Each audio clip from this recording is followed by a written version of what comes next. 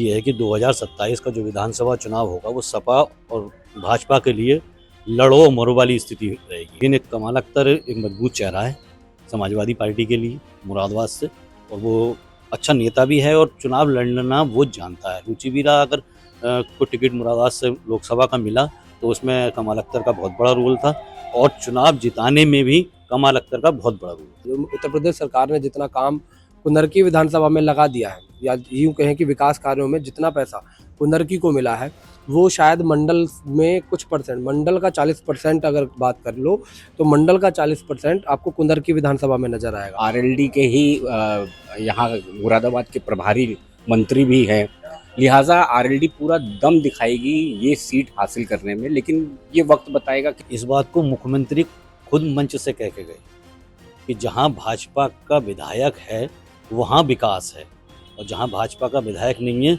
वहां विकास नहीं है। बिलारी में आपसी जो गुटबाजी है समाजवादी पार्टी की, वो कहीं ना कहीं समाजवादी पार्टी के लिए नुकसानदेह होगी। पिछली बार नासिर कुरैशी समाजवादी पार्टी से विधायक बने थे, इस बार उनका टिकट जो है कटेगा, किसी और नए कैंडिडेट को टिकट दिया जाएगा। नमस्कार, आप देख रहे हैं यूपी तक।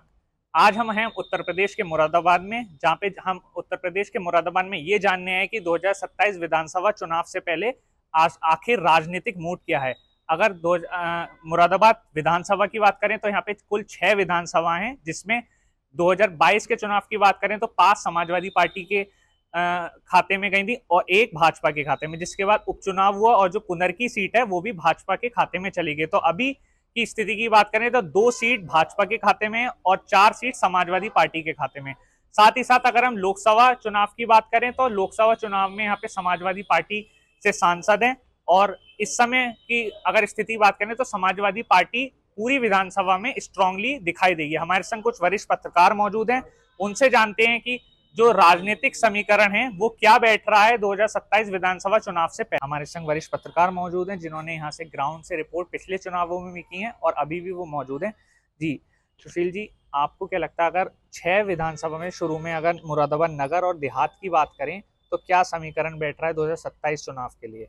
जो सबसे पहली चीज़ ये है कि 2027 का जो विधानसभा चुनाव होगा वो सपा और भाजपा के लिए लड़ो मरो वाली स्थिति रहेगी। बहुत कांटे की टक्कर रहेगा, बहुत भयंकर करके आपस में मुकाबला, बहुत कड़ा मुकाबला होगा। रही देहात की बात, देहात में जो सूत्रों के अनुसार जो पता चला है कि वो इस बार जो वहाँ से पिछली बार नासिर कुरैशी समाजवादी पार्टी से विधायक बने थे, इस बार उनका टिकट जो है कटेगा, किसी और नए कैंडिडेट को टिकट दिया जाएगा, या वो सीट जो है गठबंधन, अगर कांग्रेस से होता है उनका तो वो सीट गठबंधन में भी जा सकती है। नगर की बात करें तो नगर में भाजपा का और सपा का बड़ा कर्रा मुकाबला होगा, क्योंकि पिछली बार भाजपा भले ही चुनाव जीती थी और 700 कुछ वोटों से चुनाव जीती थी, उससे पहले 2017 में भी चुनाव जीती थी, 2000 कुछ वोटों से चुनाव जीती थी। तो सपा का और भाजपा का मुकाबला इस सीट पर बिल्कुल बहुत कड़ा मुकाबला रहेगा। नहीं, देहात के लिए आपने मतलब क्या इसके पीछे की वजह है कि देहात में टिकट कट सकता है, क्योंकि यहाँ तो समाजवादी पार्टी पहले से है। तो समाजवादी पार्टी का तो वो गढ़ रहा है, वहाँ से तो कोई भी व्यक्ति अगर समाजवादी पार्टी से टिकट लिया और भोजपुर थाने के पास जाकर अगर उसने कह दिया कि मैं समाजवादी से टिकट ले आया हूँ और मुरादाबाद पर्चा दाखिल करने जा रहा हूँ, तो भले ही वो अकेला वहाँ खड़ा होगा, लेकिन आते आते मुरादाबाद आते आते सैकड़ों हजारों गाड़ियों का काफिला उसके साथ जुड़ जाएगा। रही कि वो टिकट क्यों कटेगा, उसका मानना यह है कि वो व्यापारी आदमी हैं, विधानसभा में बहुत अपने कम जाते हैं, कभी हफ्ते में 1 आध दिन उनका विजिट का कार्यक्रम रहता है, नहीं तो वो विधानसभाओं में नहीं देखे। मैं भी कई विधानसभाओं में अभी कुछ दिनों पहले उनकी विधानसभा के कुछ गाँवों में मैं गया, तो ज़्यादातर लोगों का ये कहना है कि नासिर कुरैशी भले ही समाजवादी से जीते, विधायक रहे, लेकिन हमारे क्षेत्रों में नहीं आए। एक गांव में हम ग्राउंड रिपोर्ट करने के लिए गए थे कि गांव की सड़कों का, नालियों का, और जो लोग हैं उन्हें पेंशन मिली नहीं मिली, आवास मिली नहीं मिले, तो उसमें जानकारी हुई कि वो तो उस गांव के आसपास, जबकि भोजपुर से सटे हुए ही गांव हैं, पीपल थाने सटे हुए गांव हैं, लेकिन उन गांवों में वो आज तक दिखाई नहीं दिए। अच्छा, अगर देहात और नगर की बात करें तो अभी के हिसाब से किसका पलड़ा भारी लग रहा है आपको दोनों? तो नगर में तो भाजपा का पलड़ा भारी है और देहात में सपा का पलड़ा भारी है। जी अंकित जी, क्या लगता है आपको, अगर कुंदरकी और बिलारी की बात करें, क्योंकि दोनों सीटें अभी कुंदरकी में भाजपा से विधायक हैं और बिलारी में सपा से, तो आपको क्या लगता है कि क्या स्थिति अब बैठ सकती है 2027 चुनाव? देखिए, कुंदरकी और बिलारी की ही बात नहीं, पूरे उत्तर प्रदेश की बात करो, इस बार का जो चुनाव का जो माहौल रहने वाला है वो वाकई में चुनावी जो टक्कर रहेगी, आमने सामने की टक्कर रहेगी। और करो मरो की स्थिति, जैसे मेरे साथी ने बताया कि करो मरो की स्थिति वो पूरी रहने वाली है। और इसके साथ साथ अगर बात करो कुंदरकी विधानसभा में क्योंकि आपने देखा कि जो उपचुनाव हुआ है, उपचुनाव होने के बाद में भारतीय जनता पार्टी ने अपना विधायक यहाँ पर बनाया और भारतीय जनता पार्टी की जीत हुई। लेकिन सबसे बड़ी बात यह है क्योंकि यहाँ पर जो वोटिंग परसेंटेज है, अगर उसको देख लें, उसको देखते हुए कहीं ना कहीं समाजवादी पार्टी का जो पल्ला रहता है वो भारी इस वाली सीट पर रहता है। लेकिन खास बात इसमें यह है क्योंकि 2.5 साल भारतीय जनता पार्टी के विधायक को मिला है और मुझे लगता है जो रिपोर्टिंग के आधार पर अगर हम बात कर लें तो इतना जो काम है, जो उत्तर प्रदेश सरकार ने जितना काम कुंदरकी विधानसभा में लगा दिया है, या यूं कहें कि विकास कार्यों में जितना पैसा कुंदरकी को मिला है, वो शायद मंडल में कुछ परसेंट, मंडल का 40% अगर बात कर लो तो मंडल का 40% आपको कुंदरकी विधानसभा में नजर आएगा। तो इसके बाद में कहीं ना कहीं क्योंकि जनता को सिर्फ और सिर्फ विकास से मतलब होता है, विकास अगर उसका हो रहा है और कहीं ना कहीं मुस्लिम वोटर भी भाजपा जो प्रेजेंट में भाजपा के विधायक हैं उनके साथ में मुस्लिम वोटर कहीं ना कहीं जुड़ा हुआ है। हालांकि हाँ, ये बात बिल्कुल सही है कि अभी मुख्यमंत्री ने मुरादाबाद में रहते हुए अभी जो एक जनसभा हुई थी उसमें तुर्कों को लेकर एक बयान दिया था। उससे कहीं ना कहीं जो भाजपा के वर्तमान विधायक हैं कुंदरकी विधानसभा सीट पर, उनके लिए वो कहीं ना कहीं चुनौती जरूर है क्योंकि जो तुर्क बिरादरी का जो वोट है वो रामवीर सिंह के पक्ष में कहीं ना कहीं पड़ता है और एक अच्छी भारी तादाद में उनके उनके पक्ष में वोट पड़ा भी। जो उपचुनाव हुआ उसको देखते हुए अगर देखें तो फिलहाल की स्थिति में भारतीय जनता पार्टी और समाजवादी पार्टी के बीच में एक चुनावी टक्कर रहेगी। परसेंटेज की बात कर ले तो 50-50% दोनों का ही रहने वाला है क्योंकि उधर विकास के काम देख लीजिए और इधर क्योंकि देखिए लास्ट मोमेंट पे आप ये भी देखते हैं कि बहुत सारी सीटें ऐसी होती हैं जो यहाँ परसेंटेज, क्योंकि ज़्यादा परसेंटेज का अंतर नहीं है इस वाली सीट पर। तो अगर पूरे उत्तर प्रदेश में जब चुनावी गणित जो निकलता है या फिर यूं कह लें कि जो चुनावी रिजल्ट आता है उसके साथ साथ बहुत सारी सीटें ऐसी होती हैं कि वो सीटें जीत की ओर अपने आप बढ़ती हुई चली जाती हैं। ऐसे ही बिलारी में अगर कहें, बिलारी में आपसी जो गुटबाजी है समाजवादी पार्टी की, वो कहीं ना कहीं समाजवादी पार्टी के लिए नुकसानदेह होगी। हालांकि भारतीय जनता पार्टी का जो विधायक अभी तक नहीं आया है, हर बार कोशिश जरूर करते हैं, वो डिपेंड करता है कैंडिडेट पर क्योंकि इन दोनों सीटों में भले ही आमने सामने की टक्कर है लेकिन जो बिलारी विधानसभा है इसमें जो साथी संगठन है या यूं कहें कि जो एनडीए के जो घटक दल है वो कहीं ना कहीं इस सीट पर अपनी दावेदारी भी पेश कर रहे हैं। तो कहीं ना कहीं ये त्रिकोणीय मुकाबला रह सकता है। कुंदरकी बिलारी का डिस्टेंस इतना नहीं है, ऐसा क्यों है कि कुंदरकी में भाजपा की पकड़ है और बिलारी में कुछ भी पकड़ नहीं बन पा रही है? वोटिंग परसेंटेज है, फिर क्योंकि कैंडिडेट पर भी निर्भर करता है। मेन चीज़ ये भी है कि कैंडिडेट ने भी क्योंकि जिनकी हम बात कर रहे हैं, कुंदरकी में रामवीर सिंह भारतीय जनता पार्टी के विधायक बने, वो इससे पहले 3 चुनाव हार भी चुके हैं ना। तो इस उसको देखते हुए भी आप देखेंगे कि वो लगातार जनता के बीच में रहे। कुंदरकी में जो लोकल जो लीडर है वो कहीं ना कहीं हर बार कुछ चेंजेस नजर आ जाते हैं या हर बार किसी और को टिकट दे दिया जाता है।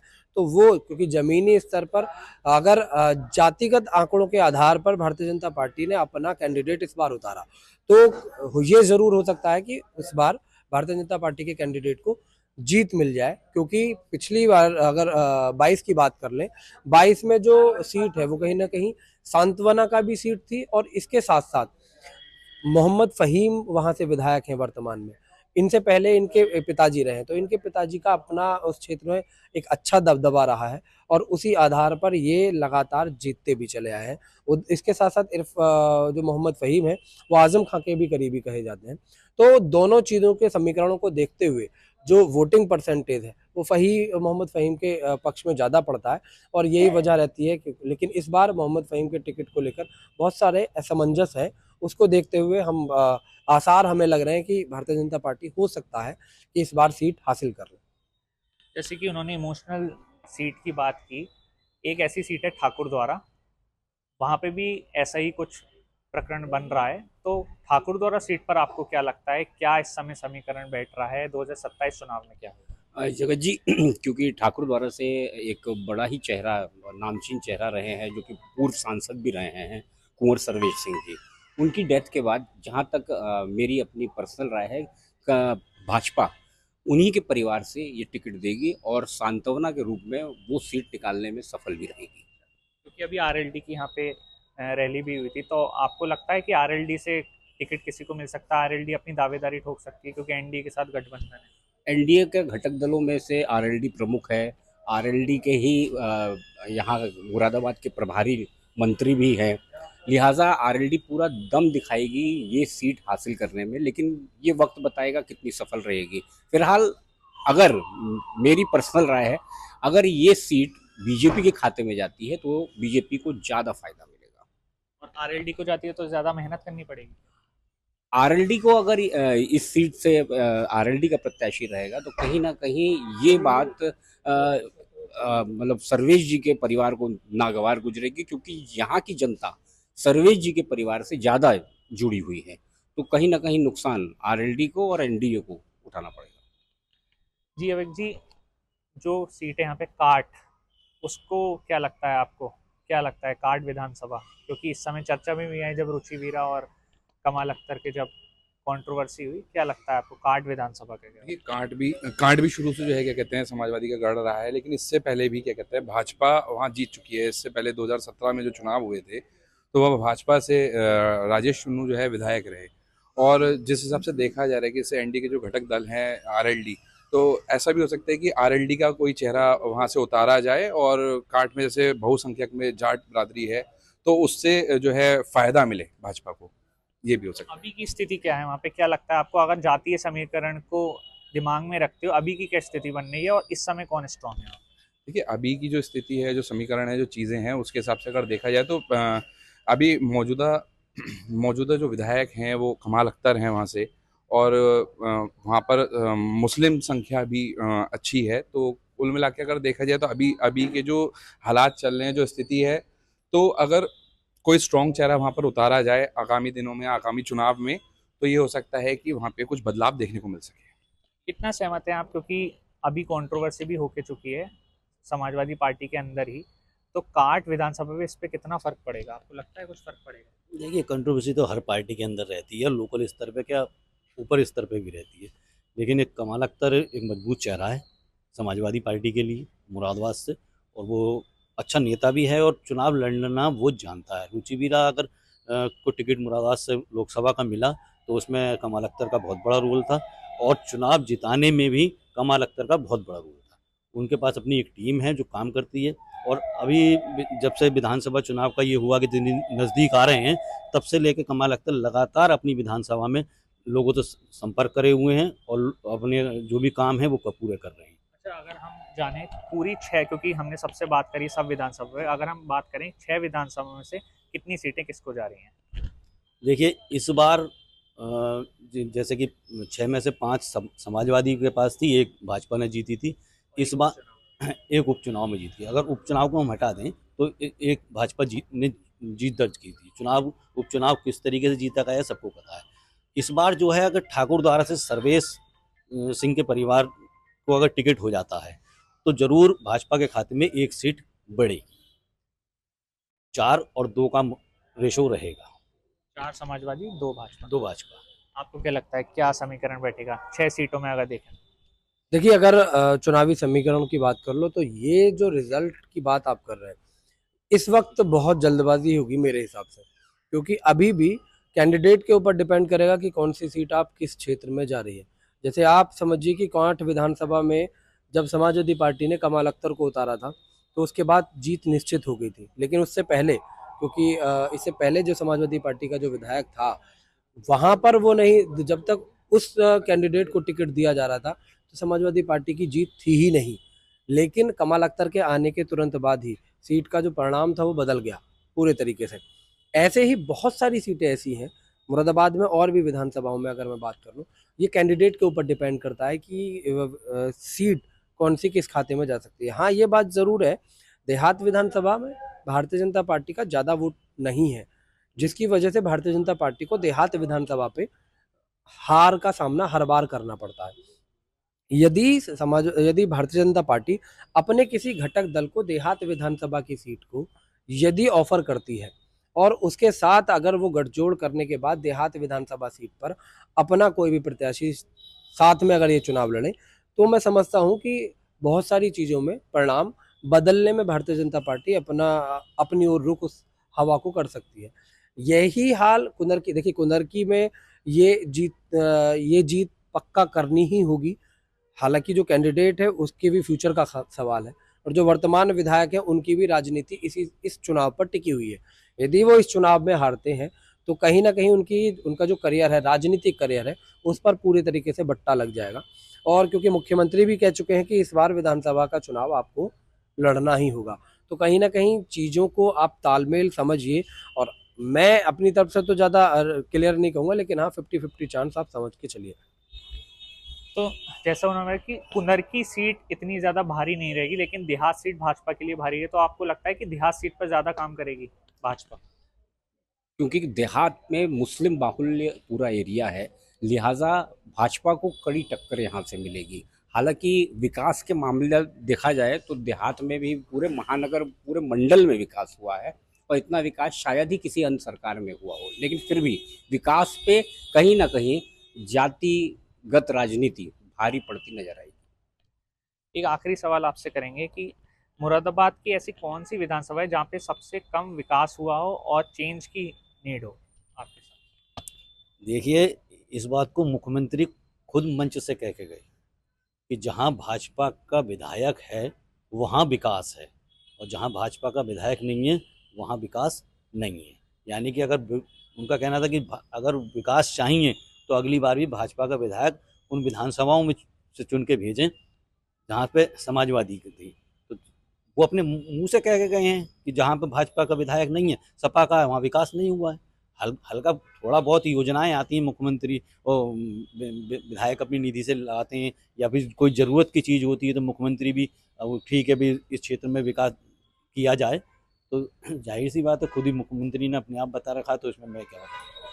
क्या लगता है 6 में से कितनी सीटें भाजपा को, कितनी सपा को और अन्य दलों? देखिए 6 में से अगर देखा जाए तो इस बार जो समीकरण बैठ रहे हैं या जो सुनने में आ रहा है, जो चीज़ें सामने आ रही हैं या जो देखा है हमने ग्राउंड पे जाके, तो इस बार ये हो सकता है कि जैसे जो इनका इंडी का जो घटक दल है, अगर उससे आरएलडी से सीटें मिलती हैं, जैसे अगर आप ठाकुरद्वारा भी देखें, ठाकुरद्वारा में पहले पूर्व में विजय यादव जी भी क्या कहते हैं विधायक रहे हैं, मजबूत हुए हैं, तो अब वो भी आरएलडी में आ गए हैं। तो अगर कहीं ना कहीं इस तरीके के समीकरण बनते हैं, ऐसे कैंडिडेट्स, ऐसे चेहरों को उतारा जाता है, तो कहीं ना कहीं जो है भाजपा की सीटों में बढ़त होगी। तो ये थे हमारे संग मुरादाबाद के वरिष्ठ पत्रकार, जिन्होंने राजनीतिक मुद्दों पर अपनी प्रतिक्रिया रखी और बताया 2027 विधानसभा चुनाव का क्या समीकरण बन रहा है। मुरादाबाद से जगत गौतम, यूपी तक।